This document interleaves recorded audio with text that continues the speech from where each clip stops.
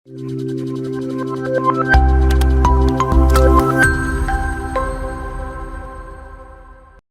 All, എന്റെ പേര് രേഷ്മ. നമ്മൾ ഇന്ന് പുതിയൊരു യൂണിറ്റ് തുടങ്ങാൻ പോവാണ്. Aligning human resource planning with business strategy. ഈ യൂണിറ്റിൽ നമ്മൾ മെയിൻ ആയിട്ട് കവർ ചെയ്യാൻ പോകുന്നത് എന്താണ് ഹ്യൂമൻ റിസോഴ്സ് പ്ലാനിങ്, എന്താണ് ബിസിനസ് സ്ട്രാറ്റജി, എന്താണ് ഇവര് തമ്മിലുള്ള കണക്ഷൻ, എങ്ങനെയാണ് ഹ്യൂമൻ റിസോഴ്സ് പ്ലാനിങ് ബിസിനസ് സ്ട്രാറ്റജിനെ ഇമ്പാക്ട് ചെയ്യുന്നത്, എന്താണ് അതിന്റെ ഇമ്പോർട്ടൻസ്, ഇവ തമ്മിൽ അലൈൻ ചെയ്യുമ്പോൾ വരാൻ പോകുന്ന ചാലഞ്ചസ് എന്തൊക്കെയാണ്, അതെങ്ങനെ നമുക്ക് ഫേസ് ചെയ്യാൻ പറ്റും, അത് ഓവർകം ചെയ്യാൻ എന്തൊക്കെ സ്ട്രാറ്റജീസ് യൂസ് ചെയ്യാം, അതൊക്കെയാണ് നമ്മൾ ഈ ഒരു ചാപ്റ്ററിൽ മെയിൻ ആയിട്ട് കവർ ചെയ്യാൻ പോകുന്നത്. അപ്പൊ ആദ്യം തന്നെ എന്താണ് ഹ്യൂമൻ റിസോഴ്സ് പ്ലാനിംഗ് എന്ന് നോക്കാം. ഹ്യൂമൻ റിസോഴ്സ് പ്ലാനിംഗ് എന്ന് പറഞ്ഞു കഴിഞ്ഞാൽ ഓർഗനൈസേഷന്റെ ഹ്യൂമൻ റിസോഴ്സ് നീഡ്സ് എന്തൊക്കെയാണെന്ന് മനസ്സിലാക്കിയിട്ട് ഫ്യൂച്ചർ ഗോൾസിന് വേണ്ട എംപ്ലോയീസിന്റെ എത്ര ഡിമാൻഡ് ഉണ്ട്, ഫ്യൂച്ചർ ഗോൾസ് അച്ചീവ് ചെയ്യാൻ എത്രത്തോളം എംപ്ലോയീസ് ആവശ്യമുണ്ട്, ഇപ്പോഴത്തെ വർക്ക് ഫോഴ്സ് അതിന് കേപ്പബിൾ ആണോ എന്നുള്ളത് മനസ്സിലാക്കി നീഡ്സ് മീറ്റ് ചെയ്യാൻ പാകത്തിന് സ്ട്രാറ്റജീസ് ഡെവലപ്പ് ചെയ്യുന്ന പ്രോസസ്സാണ് HR പ്ലാനിങ്. അതായത് ഒരു ഓർഗനൈസേഷന്റെ ഫ്യൂച്ചർ ഗോൾസ് ഐഡന്റിഫൈ ചെയ്ത് അതിന് വേണ്ട എംപ്ലോയി നീഡ്സ് എന്തൊക്കെയാണ്, അത് ഇപ്പോഴത്തെ വർക്ക് ഫോഴ്സിനെ കൊണ്ട് സാധിക്കുമോ, ആ സ്കിൽസ് ഇപ്പോഴത്തെ വർക്ക് ഫോഴ്സിൽ ഉണ്ടോ എന്ന് മനസ്സിലാക്കി, സ്കിൽസ് ഇല്ല എന്നുണ്ടെങ്കിൽ ഇംപ്രൂവ് ചെയ്യാനുള്ള ട്രെയിനിങ് ആൻഡ് ഡെവലപ്മെന്റ് പ്രോഗ്രാംസ് നടത്തുകയോ അല്ലെങ്കിൽ എംപ്ലോയീസിനെ റിക്രൂട്ട് ചെയ്യോ, അപ്പൊ എന്ത് സ്ട്രാറ്റജിയാണോ വേണ്ടത് അത് ഡെവലപ്പ് ചെയ്യുന്ന ആ ഒരു പ്രോസസ്സാണ് HR പ്ലാനിങ്. ഇതുകൊണ്ട് എന്തുകൊണ്ടാണ് കറക്റ്റ് ആയിട്ട് ഈ വർക്ക് ഫോഴ്സിനെ അലൈൻ ചെയ്യണത് ഇമ്പോർട്ടന്റ് ആണ് എന്ന് പറയണെന്ന് വെച്ചാൽ, എന്തുകൊണ്ട് HR പ്ലാനിങ് ഇമ്പോർട്ടന്റ് എന്ന് പറഞ്ഞാൽ HR പ്ലാനിങ് ത്രൂ നമുക്ക് കറക്റ്റ് ആയിട്ടുള്ള വർക്ക് ഫോഴ്സിനെ ഓർഗനൈസേഷന്റെ ഫ്യൂച്ചർ ഗോൾസ് അച്ചീവ് ചെയ്യാൻ അല്ലെങ്കിൽ സ്ട്രാറ്റജിക് ഒബ്ജക്റ്റീവ്സ് അച്ചീവ് ചെയ്യാൻ വേണ്ടിയിട്ട് അലൈൻ ചെയ്യാനും കറക്റ്റ് ആൾക്കാരെ കറക്റ്റ് പൊസിഷനിൽ കറക്റ്റ് ടൈമിൽ അസൈൻ ചെയ്യാനും പറ്റും. അതുപോലെ ഓർഗനൈസേഷനിൽ ഉള്ള ടോപ്പ് ടാലന്റഡ് പേഴ്സൺസ് അല്ലെങ്കിൽ ഹൈ പൊട്ടൻഷ്യൽ എംപ്ലോയീസിനെ റിട്ടൈൻ ചെയ്യാനും അവരുടെ സ്കിൽസും കോമ്പിറ്റൻസീസും മനസ്സിലാക്കിയിട്ട് അതുവഴി ലേബർ കോസ്റ്റ് മാനേജ് ചെയ്യാനും വൈഡ് ഡൈവേഴ്സിറ്റി വരുന്ന ആൾക്കാരെ മുഴുവൻ സപ്പോർട്ട് ചെയ്തിട്ട് എല്ലാരും ഇൻക്ലൂഡ് ചെയ്തുകൊണ്ട് മുന്നോട്ട് കൊണ്ടുപോകാനും സാധിക്കും. പിന്നെ ഈ HR പ്ലാനിങ് വഴി നമുക്ക് പ്രോപ്പർ ആയിട്ടുള്ള ഫ്യൂച്ചറിൽ വേണ്ട സ്റ്റാഫിന്റെ നീഡ്സ് മനസ്സിലാക്കാനും എത്രത്തോളം എംപ്ലോയീസിനെ നമുക്ക് ആവശ്യമാണ്, ഏതൊക്കെ സ്കിൽസ് ആവശ്യമാണെന്ന് മനസ്സിലാക്കാനും അതുവഴി കോസ്റ്റ് മാനേജ് ചെയ്യാനും HR സ്ട്രാറ്റജീസ് ബിസിനസ് സ്ട്രാറ്റജിയുമായിട്ട് അലൈൻ ചെയ്ത് പോണ രീതിയിൽ HR സ്ട്രാറ്റജീസ് ഡെവലപ്പ് ചെയ്ത് പോകുന്നത് വഴി ഓർഗനൈസേഷന്റെ ഗോൾസ് ഈസി ആയിട്ട് അച്ചീവ് ചെയ്യാനും ഇതുവഴി ഒരു കോമ്പറ്റേറ്റീവ് അഡ്വാൻറ്റേജ് ഉണ്ടാക്കാനും പറ്റും. ഇനി എന്താണ് HR പ്ലാനിങ്ങിന്റെ ഇമ്പോർട്ടൻസ് എന്ന് നോക്കാം. അതായത് HR പ്ലാനിങ് വഴി ഫ്യൂച്ചറിൽ നമുക്ക് എത്രത്തോളം സ്റ്റാഫ്സിന് ആവശ്യമാണ്, എത്രത്തോളം വർക്ക് ഫോഴ്സ് ആവശ്യമാണെന്ന് ഏകദേശം ഒരു ഐഡിയ മനസ്സിലാക്കാൻ പറ്റും. അതുപോലെ ഓൾറെഡി നമ്മുടെ എൻവയോൺമെന്റിൽ വർക്ക് ഫോഴ്സിൽ അണ്ടറിലുള്ള top talents high potential employees ആരാന്ന് മനസ്സിലാക്കാനും ഓൾറെഡി ഉള്ള ആൾക്കാർക്ക് സ്കിൽസ് ഡെവലപ്പ് ചെയ്യാൻ വേണ്ട കാര്യങ്ങൾ ചെയ്യാനും പുതിയതായിട്ട് ടോപ്പ് സ്കിൽഡ് ആയിട്ടുള്ള ആൾക്കാരെ അട്രാക്ട് ചെയ്യാനും സാധിക്കും. അതുവഴി നമുക്ക് കോസ്റ്റ് മാനേജ്മെന്റ് സാധിക്കും. പിന്നെ വൈഡ് ഡൈവേഴ്സിറ്റി ഉള്ള ആൾക്കാർ നമ്മുടെ കമ്പനിയിൽ ഉണ്ടാവും, ഓർഗനൈസേഷനിൽ ഉണ്ടാവും, പല കൾച്ചറിൽ നിന്നും പല ലൈഫ് സ്റ്റൈലിൽ നിന്നും വന്ന ആൾക്കാരുണ്ടാവും. അവരെ എല്ലാവരും സപ്പോർട്ട് ചെയ്ത് അവരെ എല്ലാവരും ഇൻക്ലൂഡ് ചെയ്തുകൊണ്ട് മുന്നോട്ട് പോകാൻ പറ്റും. അതുപോലെ ഓരോ ഓർഗനൈസേഷന്റെ ആ ഗോൾസ് അച്ചീവ് ചെയ്യാൻ വേണ്ടിയിട്ട് അവര് എടുക്കുന്ന ബിസിനസ് സ്ട്രാറ്റജീസുമായിട്ട് HR അലൈൻ ചെയ്ത് പോകാൻ പറ്റുള്ളൂ. ഇതൊക്കെ HR പ്ലാനിങ്ങിന്റെ ഇമ്പോർട്ടൻസ് ആണ്. ദെൻ എന്താണ് ബിസിനസ് സ്ട്രാറ്റജി? നമ്മൾ ഇത്രയും നേരം HR പ്ലാനിങ്ങും ബിസിനസ് സ്ട്രാറ്റജിയും തമ്മിൽ എങ്ങനെ കണക്ട് ചെയ്യാം എന്നുള്ളതിനെ കുറിച്ച് പറഞ്ഞു. ഇനി എന്താണ് ബിസിനസ് സ്ട്രാറ്റജി എന്നുള്ളത് നോക്കാം. ബിസിനസ് സ്ട്രാറ്റജി എന്ന് പറഞ്ഞാൽ ഒരു ഓർഗനൈസേഷന്റെ ലോങ് ടേം ഗോൾസ് അല്ലെങ്കിൽ ഒബ്ജക്റ്റീവ്സ് അച്ചീവ് ചെയ്യാൻ ആ ഓർഗനൈസേഷൻ ഡെവലപ്പ് ചെയ്യുന്ന പ്ലാൻ അല്ലെങ്കിൽ ഗ്രൂപ്പ് ഓഫ് പ്ലാൻസ് അതിനെ പറയുന്നതാണ് ബിസിനസ് സ്ട്രാറ്റജി.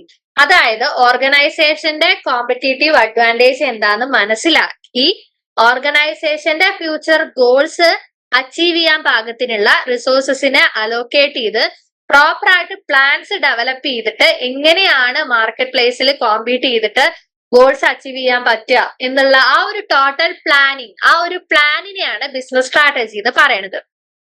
എന്താണ് ബിസിനസ് സ്ട്രാറ്റജിയും HR പ്ലാനിങ്ങും തമ്മിലുള്ള റിലേഷൻഷിപ്പ് നോക്കാം.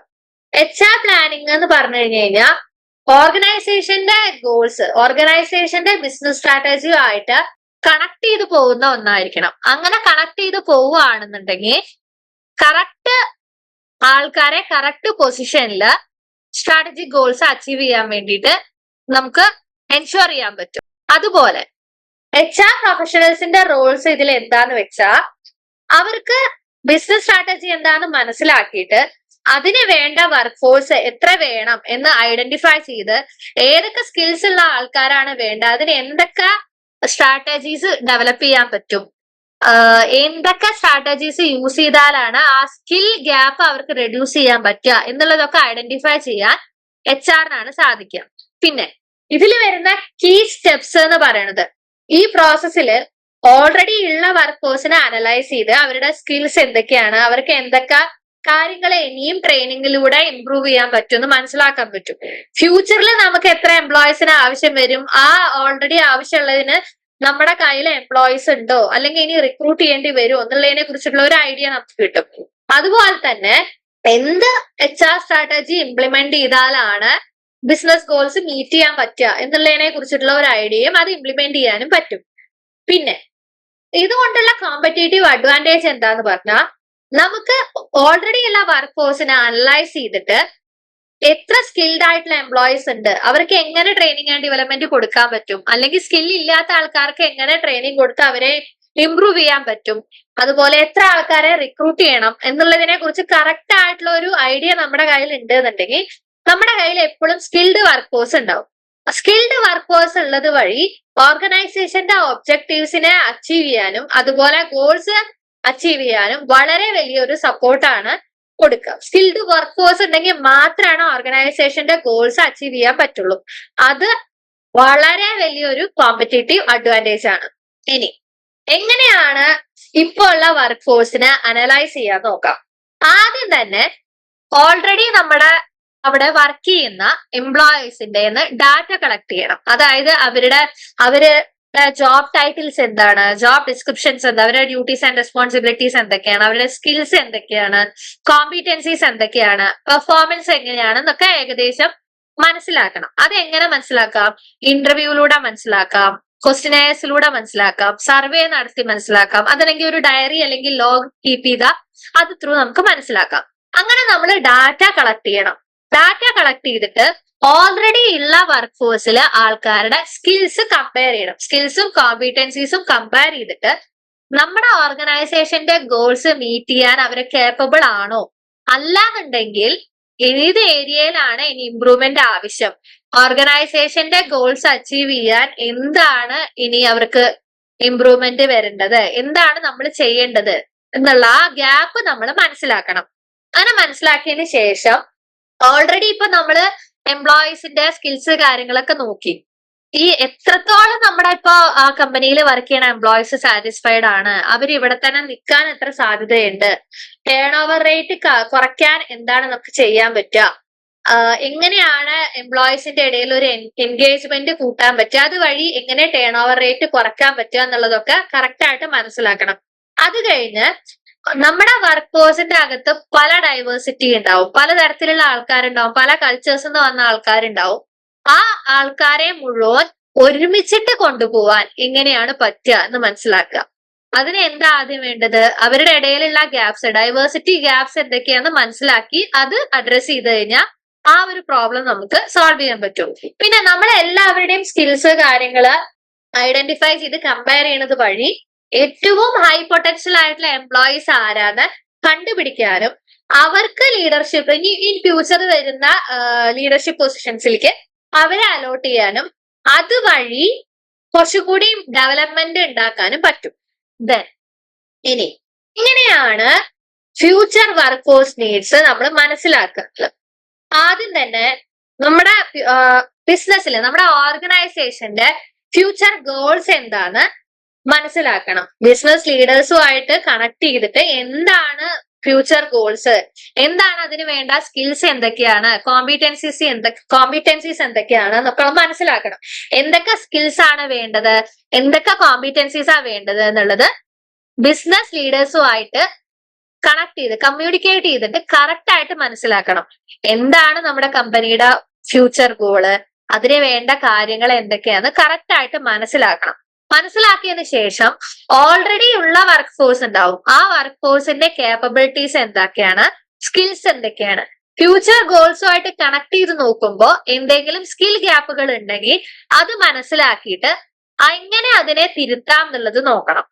എങ്ങനെ അതിനെ ഇംപ്രൂവ് ചെയ്യാം എന്നുള്ള, എന്തെങ്കിലും ട്രെയിനിങ് കൊടുത്ത് ഇംപ്രൂവ് ആക്കാൻ പറ്റുമോ എന്നുള്ള കാര്യങ്ങൾ നോക്കണം. പിന്നെ ഓൾറെഡി നമ്മളിപ്പോ ഒരു വർക്ക് ഫോഴ്സ് ഉണ്ട് കയ്യില്, അതില് റിട്ടയർ ചെയ്ത് പോകുന്ന ആൾക്കാരുണ്ടാവാം, അതല്ലെങ്കിൽ വേറെ എന്തെങ്കിലും ഫാമിലി ഇഷ്യൂസ് ആയിട്ട് പോകുന്ന ആൾക്കാരുണ്ടാവാം, മേ ബി എന്തെങ്കിലും പ്രഗ്നൻസി അങ്ങനെ എന്തെങ്കിലും കാര്യങ്ങള് കാരണം കൊണ്ട് ലീവിൽ പോണ ആൾക്കാരുണ്ടാവാം. അങ്ങനെ ഒരുപാട് ഫാക്ടേഴ്സ് ഉണ്ടാവും.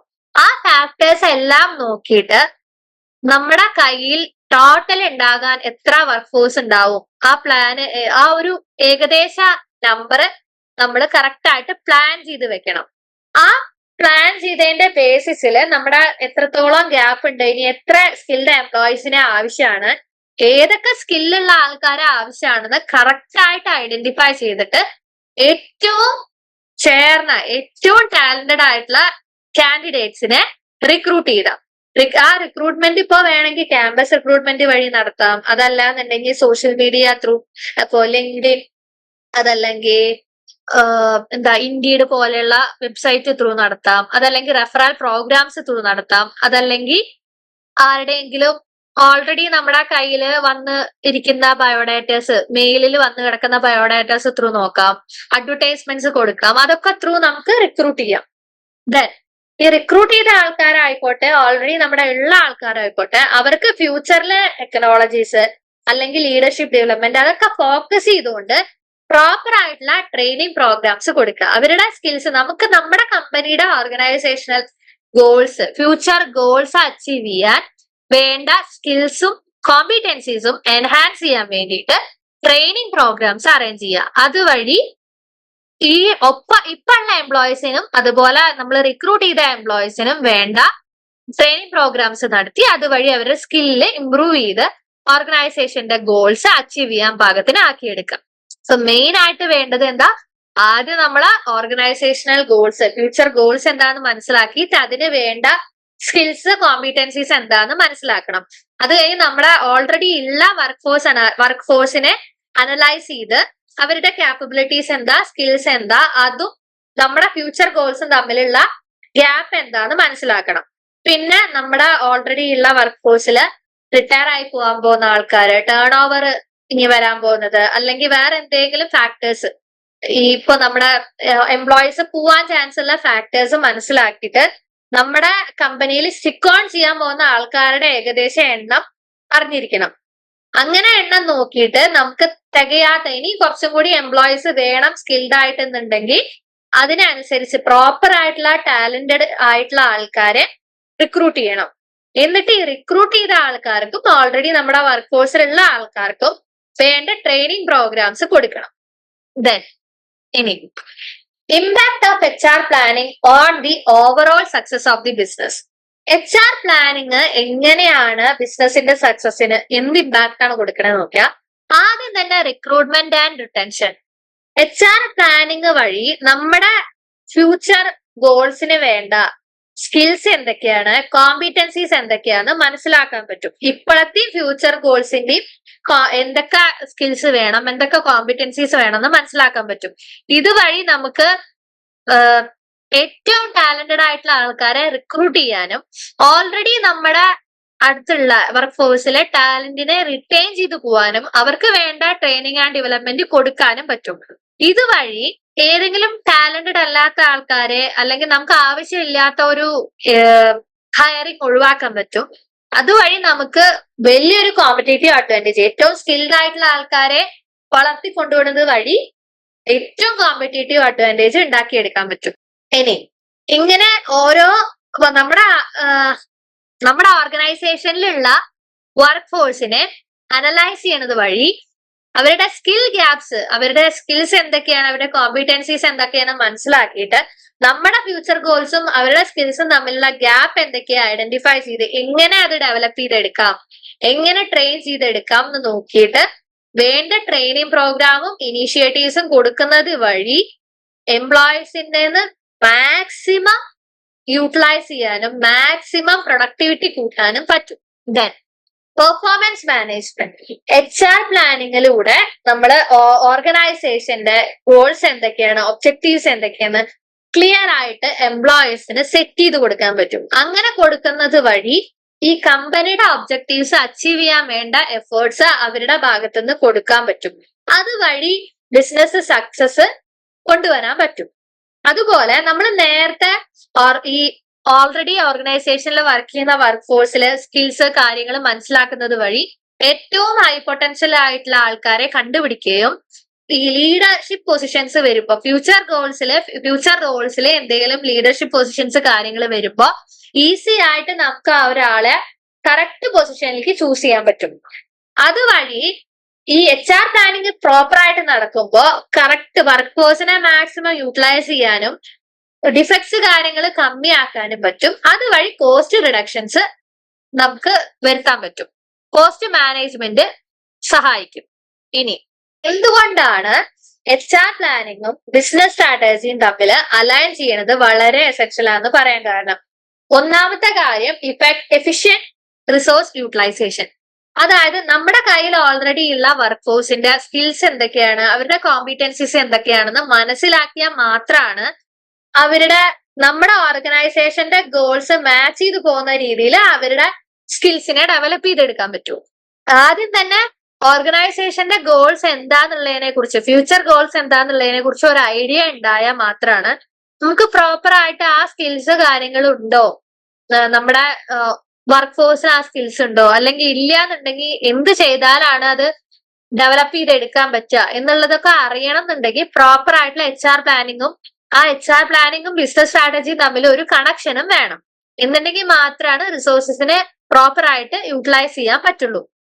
ഇനി ഇങ്ങനെ നമ്മള് ഫ്യൂച്ചറിൽ വേണ്ട സ്കിൽ റിക്വയർമെന്റ്സ് മനസ്സിലാക്കി കഴിഞ്ഞു കഴിഞ്ഞാൽ നമുക്ക് ഇൻ ഫ്യൂച്ചർ വരാൻ പോകുന്ന ടാലന്റ് ഷോർട്ടേജസ് ഒഴിവാക്കാൻ പറ്റും.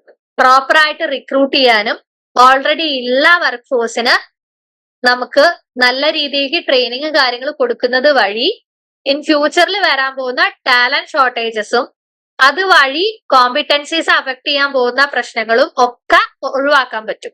പിന്നെ എംപ്ലോയീസിന്റെ ഇടയിൽ ഈ ട്രെയിനിങ് ആൻഡ് ഡെവലപ്മെന്റ് പ്രോഗ്രാംസ് കൊടുക്കുന്നത് വഴി അവർക്ക് പ്രോപ്പർ ആയിട്ട് എന്താണ് അവരുടെ ഗോള് കാര്യങ്ങളെന്ന് പ്രോപ്പർ ആയിട്ട് മനസ്സിലാക്കി കൊടുക്കുന്നത് വഴി അവരുടെ ആബ്സെന്റിസം കുറയ്ക്കാനും അബ്സ്പോണ്ടിങ് കുറയ്ക്കാനും അവർക്കൊരു മോട്ടിവേഷൻ കൊടുക്കാനും പറ്റും. അതുപോലെ ഈ ഓരോ ടെക്നോളജി ഇംപ്രൂവ്മെന്റ് അഡ്വാൻസ്മെന്റിന് അനുസരിച്ചിട്ട് പ്രോപ്പർ ആയിട്ടുള്ള ട്രെയിനിങ് കൊടുക്കുന്നത് വഴി, training and development programmes ensure ചെയ്യുന്നത് വഴി ഓർഗനൈസേഷന്റെ സ്ട്രാറ്റജിക് ഒബ്ജക്റ്റീവ്സിന് അനുസരിച്ച് വർക്ക് ഫോഴ്സിനെ മാക്സിമം എഫക്റ്റീവ് ആയിട്ട് കൊണ്ടുപോകാൻ പറ്റും. എങ്ങനെയാണോ എന്തൊക്കെ സ്ട്രാറ്റജീസ് യൂസ് ചെയ്തിട്ടാണോ ഏറ്റവും ഇഫക്റ്റീവ് ആയിട്ട് ചെയ്യാൻ പറ്റുക എന്നുള്ള ഒരു ഐഡിയ ഈ proper training and development programmes വഴി വർക്ക് ഫോഴ്സിൽ എത്തിക്കാൻ പറ്റും.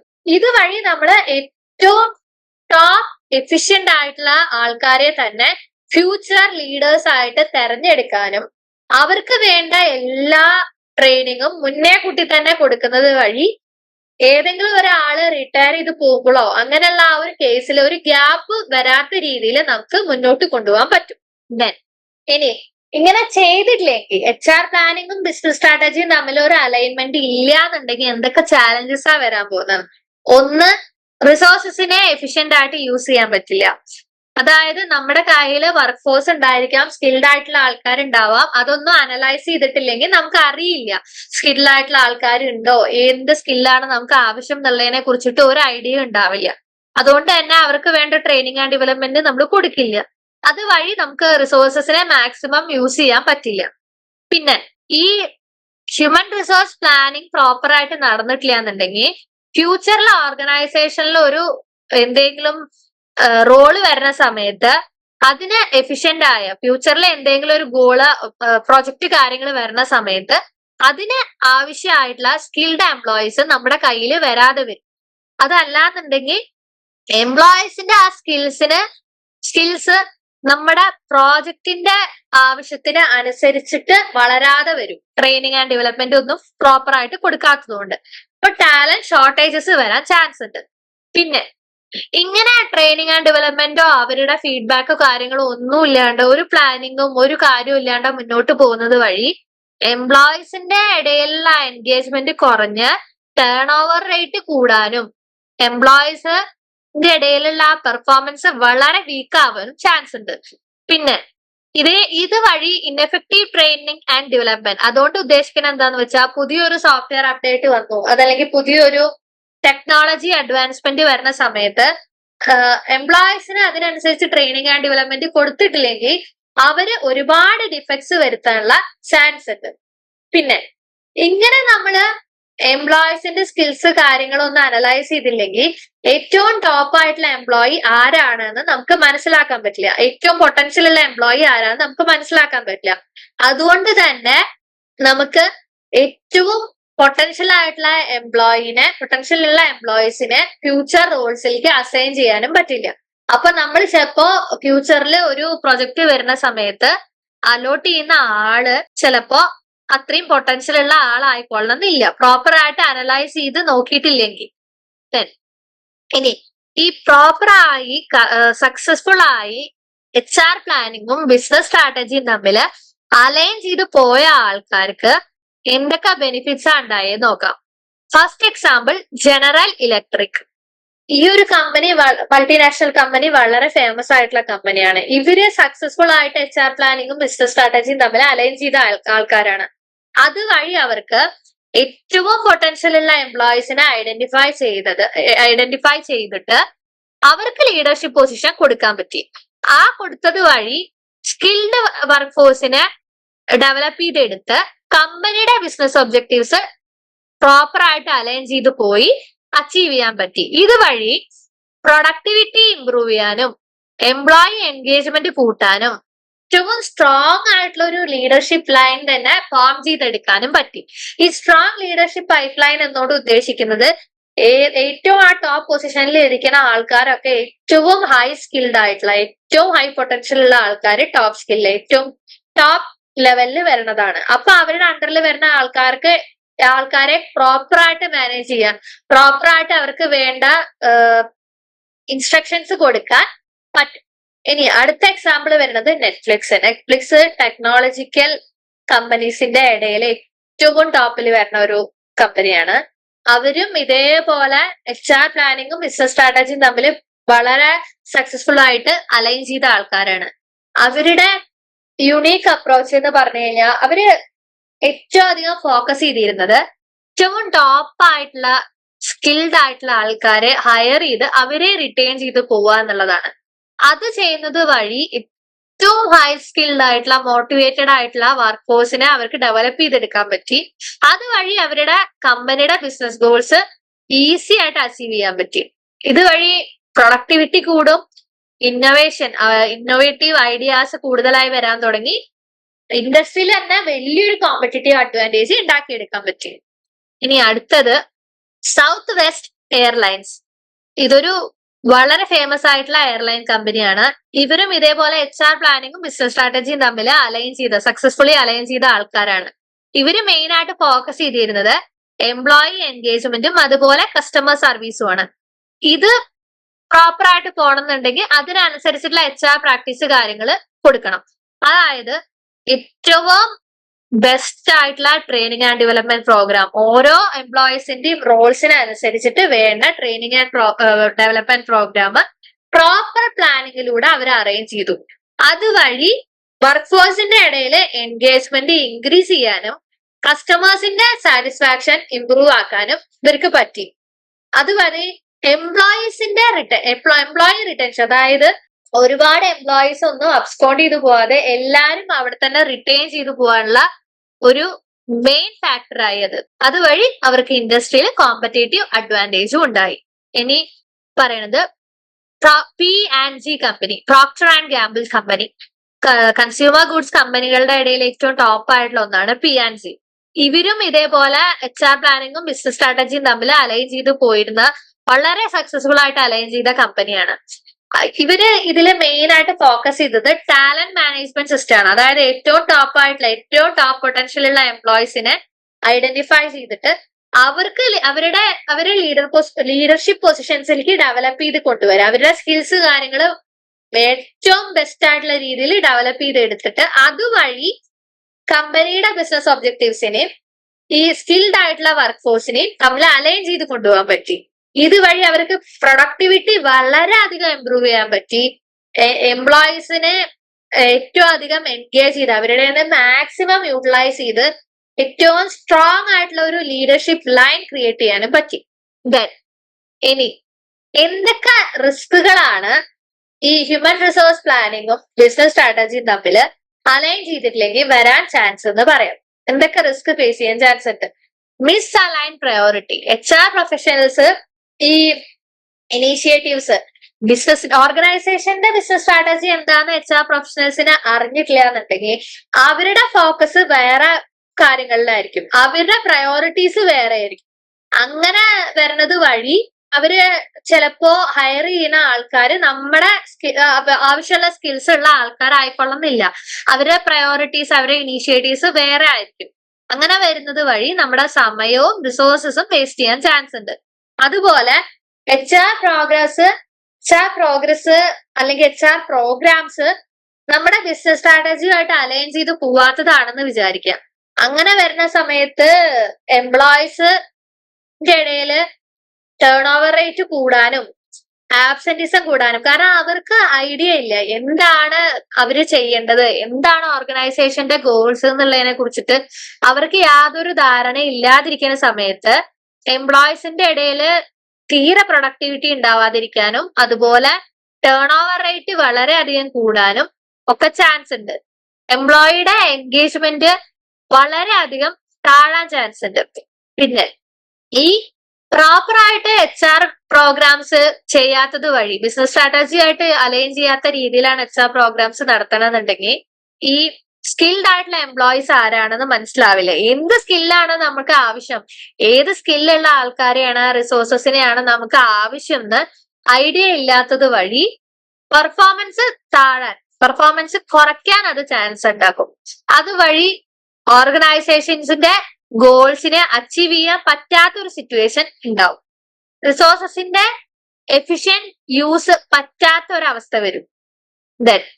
അപ്പോ അങ്ങനെ പ്രോപ്പർ ആയിട്ട് നമ്മള് HR പ്രോഗ്രാംസ് കാര്യങ്ങളൊന്നും നടക്കണില്ല. ബിസിനസ് സ്ട്രാറ്റജി എന്താന്ന് മനസ്സിലാക്കാതെയാണ് HR പ്രോഗ്രാം നടത്തണമെന്നുണ്ടെങ്കിൽ അതുവഴി ലീഗൽ റിസ്കുകളും അതുപോലെ പൊട്ടൻഷ്യലി വളരെയധികം വലിയ ലീഗൽ റിസ്കുകളും മിറ്റിഗേറ്റിംഗ് റിസ്കും ഓപ്പറേഷണൽ അല്ലെങ്കിൽ റെപ്യൂട്ടേഷണൽ റിസ്കുകളും ഒക്കെ വളരെ കൂടാൻ ചാൻസ് ഉണ്ട്. അതായത് ഇപ്പോ പ്രോപ്പർ ട്രെയിനിങ് ആൻഡ് ഡെവലപ്മെന്റ് കൊടുക്കാതെ ഒരു എംപ്ലോയിനെ ഒരു സ്ഥാപനത്തിൽ ഒരു മിഷൻ ഓപ്പറേറ്റ് ചെയ്യാൻ വേണ്ടി വിടാന്ന് വിചാരിക്കാം. ആ സമയത്ത് അവർക്ക് എന്തെങ്കിലും അപകടങ്ങൾ പറ്റാൻ അതല്ലെങ്കിൽ എന്തെങ്കിലും ലീഗൽ മെഷേഴ്സ് പ്രശ്നം വരാനും ഒക്കെ ചാൻസ് ഉണ്ട്. അതുവഴി വളരെ വലിയ റിസ്കിന് ചാൻസ് ഉണ്ട്. അതുപോലെ HR പ്രോഗ്രാംസ് ബിസിനസ് സ്ട്രാറ്റജി ആയിട്ട് അലൈൻ ചെയ്യാത്തോടത്തോളം എന്താണ് ഗോൾസ് എന്ന് HR-നോ അതിലുപരി എംപ്ലോയീസിനോ അറിയില്ല. അപ്പൊ അവർക്ക് അതിന് വേണ്ട ട്രെയിനിങ് ആൻഡ് ഡെവലപ്മെന്റ് ഒന്നും കൊടുത്തിട്ടുണ്ടാവില്ല. എന്ത് സ്കില്ലാണ് ഡെവലപ്പ് ചെയ്യേണ്ടതെന്ന് ഒരു ഐഡിയ ഉണ്ടാവില്ല. അപ്പോ ഇന്നോവേറ്റീവ് ആയിട്ടുള്ള ഐഡിയാസ് വരില്ല. അതുപോലെ പെർഫോമൻസ് വളരെ കമ്മിയായിരിക്കും. എന്ത് ചെയ്യണം എന്ന് അറിഞ്ഞാൽ മാത്രമേ നമുക്ക് അത് കംപ്ലീറ്റ് ചെയ്യാൻ വേണ്ടി പറ്റുള്ളൂ. എന്താണ് ചെയ്യേണ്ടതെന്നുള്ള ഒരു ഐഡിയ ഇല്ല എന്നുണ്ടെങ്കിൽ ഉറപ്പായിട്ടും നമുക്ക് യാതൊരു ഇന്നോവേറ്റീവ് തോട്ട്സും വരില്ല, യാതൊരു പെർഫോമൻസും നമ്മുടെ കയ്യിൽ നിന്ന് ഉണ്ടാവില്ല. അതൊക്കെ ഇതിന്റെ ഒരു മെയിൻ റിസ്ക് ആണ്. അപ്പൊ ഇപ്പൊ നമ്മള് യൂണിറ്റ് 1 മെയിൻ ആയിട്ട് കവർ ചെയ്ത് പോയ കാര്യങ്ങൾ എന്ന് വെച്ചാൽ, ഒന്ന് എന്താണ് ഹ്യൂമൻ റിസോഴ്സ് പ്ലാനിങ്, എന്താണ് ബിസിനസ് സ്ട്രാറ്റജി, എങ്ങനെയാണ് ഈ human resource planning business strategy ആയിട്ട് കണക്ട് ചെയ്ത് പോകുന്നത്, അതിന്റെ ഇമ്പോർട്ടൻസ് ഒക്കെ എന്തൊക്കെയാണ്, ഇമ്പാക്ട് എന്തൊക്കെയാണ്, പിന്നെ എങ്ങനെയാണ് വർക്ക് ഫോഴ്സിനെ അനലൈസ് ചെയ്യേണ്ടത്, അവര് കണ്ടുപിടിച്ചിട്ടുള്ള ഗുണം എന്താണ്, എങ്ങനെ അത് ഡിറ്റർമിൻ ചെയ്യാൻ പറ്റുക, പിന്നെ എന്താണ് ഓവറോൾ സക്സസും HR പ്ലാനിങ്ങിന്റെ ഇമ്പാക്ട് എന്താണ്, അതുപോലെ എങ്ങനെയാണ് HR പ്ലാനിങ്ങിനെയും ബിസിനസ് സ്ട്രാറ്റജിനെയും തമ്മിൽ അലൈൻ ചെയ്യുക, അത് എന്തുകൊണ്ടാണ് ഇത്രയും എസെൻഷ്യൽ ആണെന്ന് പറയാ, അതിലെ റിസ്ക് ഫാക്ടേഴ്സ് എന്തൊക്കെയാ, ചാലഞ്ചസ് എന്തൊക്കെയാ എന്നുള്ളതിനെ കുറിച്ചിട്ടും ഏതൊക്കെ ഓർഗനൈസേഷൻസ് ആണ് പ്രോപ്പർ ആയിട്ട് ഇത് ചെയ്തിട്ട് സക്സസ് ആയി എന്നുള്ളതിനെ കുറിച്ചിട്ടൊക്കെ നമ്മൾ ബ്രീഫായി പറയുവാണെങ്കിൽ HR പ്ലാനിംഗ് എന്ന് പറഞ്ഞു കഴിഞ്ഞാൽ ഓർഗനൈസേഷന്റെ ഗോൾസ് മനസ്സിലാക്കി അതിന് വേണ്ട നീഡ്സ് എന്തൊക്കെയാന്ന് മനസ്സിലാക്കിയിട്ട് അതിന് അതിന് ആവശ്യമായിട്ടുള്ള എംപ്ലോയീസിന്റെ സ്കിൽസ് എന്തൊക്കെയാണ്, കോമ്പിറ്റൻസീസ് എന്തൊക്കെയാണ് മനസ്സിലാക്കിയിട്ട് ഓൾറെഡി ഉള്ള എംപ്ലോയീസിൽ അത് ഉണ്ടോ, അത് ഇല്ല എന്നുണ്ടെങ്കിൽ എങ്ങനെ ഡെവലപ്പ് ചെയ്തെടുക്കാൻ പറ്റും, അതിന് ഏത് സ്കില്ലുള്ള ആൾക്കാരെയാണ് റിക്രൂട്ട് ചെയ്യേണ്ടത്, അങ്ങനെയുള്ള സ്ട്രാറ്റജീസ് ഒക്കെ ഡെവലപ്പ് ചെയ്തെടുക്കാം. ബിസിനസ് സ്ട്രാറ്റജി എന്ന് പറഞ്ഞു കഴിഞ്ഞാൽ ഓർഗനൈസേഷന്റെ ഫ്യൂച്ചർ ഗോൾസ് അച്ചീവ് ചെയ്യാൻ എന്തൊക്കെ എന്തൊക്കെ സ്ട്രാറ്റജീസ് ഉണ്ടാക്കാൻ പറ്റുമോ അത് പ്ലാൻ ചെയ്യണതാണ് ബിസിനസ് സ്ട്രാറ്റജി. HR പ്ലാനിങ്ങിന്റെ ഇമ്പോർട്ടൻസ് പറഞ്ഞു കഴിഞ്ഞാൽ HR പ്ലാനിങ് ത്രൂ നമ്മള് ഓൾറെഡി ഓർഗനൈസേഷനിലുള്ള വർക്ക് ഫോഴ്സിനെ അനലൈസ് ചെയ്തിട്ട് അവരുടെ സ്കിൽസ് എന്തൊക്കെയാ, കോമ്പിറ്റൻസീസ് എന്തൊക്കെയാണ്, അതും നമ്മുടെ ഓർഗനൈസേഷന്റെ ഗോൾസും തമ്മിൽ എത്രത്തോളം ഗ്യാപ്പ് വരുന്നുണ്ട്, ആ ഗ്യാപ്പ് ഫില്ല് ചെയ്യാൻ എന്തൊക്കെ സ്ട്രാറ്റജീസ് യൂസ് ചെയ്യാം എന്നുള്ളതിനൊക്കെ കുറിച്ചിട്ട് നമുക്ക് ഒരു ഐഡിയ കിട്ടും. അത് ത്രൂ നമുക്ക് കോസ്റ്റ് ഒഴിവാക്കാനും അതുപോലെ ഈ ടാലന്റ് ഷോർട്ടേജസ് ഒഴിവാക്കാനും ഒരുപാട് എംപ്ലോയി എൻഗേജ്മെന്റ് കൂട്ടാനും ടേൺ ഓവർ റേറ്റ്സ് കുറയ്ക്കാനും ടോപ്പ് എംപ്ലോയീസിനെ അട്രാക്ട് ചെയ്ത് റിട്ടേൺ ചെയ്യാനും ഏറ്റവും പൊട്ടൻഷ്യൽ ഉള്ള ആൾക്കാരെ മനസ്സിലാക്കിയിട്ട് ഫ്യൂച്ചറിലുള്ള ലീഡർഷിപ്പ് റോൾസിലേക്ക് അസൈൻ ചെയ്യാനും ഒക്കെ പറ്റും. ഇങ്ങനെ അസൈൻ ചെയ്യാതിരിക്കുന്ന സമയത്ത് ഒരുപാട് ഇഷ്യൂസ് വരും. അതായത് ടാലന്റ് ഷോർട്ടേജസ് വരാൻ ചാൻസ് ഉണ്ട്, ഇൻഎഫിഷ്യന്റ് റിസോഴ്സസിനെ പ്രോപ്പർ ആയിട്ട് എഫിഷ്യന്റ് ആയിട്ട് യൂസ് ചെയ്യാൻ പറ്റാത്ത ഒരു കേസ് വരാൻ ചാൻസ് ഉണ്ട്, അതുപോലെ റിസ്കുകൾ അതായത് ലീഗൽ റിസ്കുകൾ വരാൻ ചാൻസ് ഉണ്ട്. ഇനി വർക്ക് ഫോഴ്സിന്റെ ഫ്യൂച്ചർ നീഡ്സ് മനസ്സിലാക്കുന്നത് വഴി നമുക്ക് ഇൻ ഫ്യൂച്ചർ എന്തൊക്കെ ആവശ്യമുണ്ടെന്ന് കറക്റ്റ് ആയിട്ട് മനസ്സിലാക്കി ആ ടൈമിൽ കറക്റ്റ് ആയിട്ട് നമുക്ക് അലോട്ട് ചെയ്യാൻ പറ്റും. എങ്ങനെ വർക്ക് ഫോഴ്സിന്റെ നീഡ്സ് മനസ്സിലാക്കുക, ആദ്യം നമ്മുടെ ഓർഗനൈസേഷന്റെ ഗോൾസ് എന്താ മനസ്സിലാക്കണം, ഇപ്പോഴുള്ള വർക്ക് ഫോഴ്സിനെ പ്രോപ്പർ ആയിട്ട് അനലൈസ് ചെയ്യണം. അത് ഇന്റർവ്യൂയോ ക്വസ്റ്റ്യനറോ അങ്ങനെ എന്തെങ്കിലുമൊക്കെ യൂസ് ചെയ്തിട്ട് അനലൈസ് ചെയ്യണം. പിന്നെ എപ്പോഴേലും റിട്ടയർ ആയിട്ട് പോവാനോ അല്ലെങ്കിൽ വേറെ എന്തെങ്കിലും കാര്യങ്ങൾ കൊണ്ട് പോവാൻ പോകുന്ന ആൾക്കാരെ ഏകദേശം ഒന്ന് ഐഡന്റിഫൈ ചെയ്തിട്ട് എത്ര നമ്പർ നമ്മുടെ അടുത്ത് റിട്ടേൺ ചെയ്ത് പോവാൻ ചാൻസ് ഉണ്ട് എന്ന് നോക്കണം. ഇനി നമുക്ക് ആവശ്യമുള്ള സ്കിൽഡ് ആയിട്ടുള്ള ആൾക്കാരെ റിക്രൂട്ട് ചെയ്യണം. റിക്രൂട്ട് ചെയ്തിട്ട് അവർക്ക് വേണ്ട ട്രെയിനിങ് പ്രോഗ്രാംസ് കൊടുക്കണം. ഇങ്ങനെ നമ്മുടെ ബിസിനസ് സ്ട്രാറ്റജി എന്താണ്, ഓർഗനൈസേഷന്റെ ഫ്യൂച്ചർ ഗോൾസ് എന്താന്ന് മനസ്സിലാക്കിയിട്ട് അതിനനുസരിച്ചിട്ട് HR സ്ട്രാറ്റജീസ് ഡെവലപ്പ് ചെയ്യുന്നത് വഴി ടാലന്റ് ഓൾറെഡി നമ്മുടെ കയ്യിലുള്ള റിസോഴ്സസിനെ മാക്സിമം യൂട്ടിലൈസ് ചെയ്യാൻ പറ്റും, അവരുടെ പെർഫോമൻസ് ഇംപ്രൂവ് ചെയ്യാൻ പറ്റും, കോസ്റ്റ് മാനേജ് ചെയ്യാൻ പറ്റും. നമ്മുടെ ബിസിനസ്സിൽ വളരെ വലിയൊരു ഇമ്പാക്ട് ആണ് അത് ഉണ്ടാക്കാൻ പോകുന്നത്. ഇനി നെക്സ്റ്റ് ക്ലാസ്സിൽ നമ്മൾ ഇതിന്റെ ബാക്കി യൂണിറ്റ്, അതായത് എങ്ങനെയാണ് ഈ HR പ്ലാനിങ്ങും ബിസിനസ് സ്ട്രാറ്റജിയും തമ്മിൽ അലൈൻ ചെയ്യുക, അതില് നമ്മൾ ഫേസ് ചെയ്യാൻ പോകുന്ന ഒബ്സ്റ്റക്കിൾസ് ചാലഞ്ചസ് എന്തൊക്കെയാണ്, പിന്നെ ആ ചാലഞ്ചസിനെ എങ്ങനെ ഓവർകം ചെയ്യാൻ പറ്റും, എന്താണ് അതിന് ഉപയോഗിക്കാൻ പറ്റുന്ന സ്ട്രാറ്റജീസ് ഓഫ് കമ്മ്യൂണിക്കേഷൻ പോലെയുള്ള സ്ട്രാറ്റജീസ് ഒക്കെ യൂസ് ചെയ്യണം, അതിനെ കുറിച്ച് പഠിക്കും. പിന്നെ എന്തൊക്കെയാണ് ഇതിന്റെ ഇമ്പാക്ട്, എങ്ങനെ കാര്യങ്ങൾ വരുന്നത് എന്നുള്ളത് നമ്മൾ നെക്സ്റ്റ് ക്ലാസ്സിൽ പഠിക്കും. അപ്പൊ അതുവരെ ഈ ക്ലാസ്സിലെ എടുത്തത് എല്ലാവർക്കും മനസ്സിലായി കാണുമെന്ന് വിശ്വസിക്കുന്നു. അപ്പൊ അടുത്ത ക്ലാസ്സിൽ നമുക്ക് എല്ലാവർക്കും കാണാം. Thank you.